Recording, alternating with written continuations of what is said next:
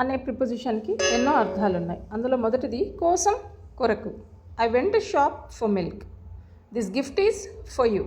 నీ కోసం, మిల్క్ కోసం. ఇలా కొంత సమయం పాటు అనే అర్థం కూడా. I stayed there for 2 hours. 2 గంటల పాటు. He has been working here for 10 years. 10 ఏళ్ల పాటు. ఇలా తర్వాత మద్దతుగా, సపోర్ట్గా అనే అర్థం కూడా ఉంది. Are you for or against this idea? ఈ ఐడియాకి నువ్వు మద్దతుగా ఉన్నావా లేదా? Everyone voted for her. ఆమెకు మద్దతుగా ఓటేశారు అని.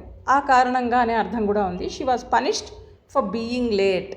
Thank you for helping me. ఆ కారణంగా అని అర్థం అన్నమాట ఇది.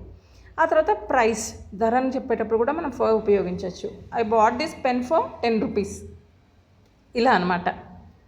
ఇంకా ఆ దిశగా, ఆ డైరెక్షన్లో అని చెప్పడానికి కూడా మనం ఫర్ని ఉపయోగిస్తాం. They left for Chennai this morning అంటే ఇవాళ మార్నింగ్ వాళ్ళు చెన్నై వైపుకు బయలుదేరారు. The bus is bound for Hyderabad.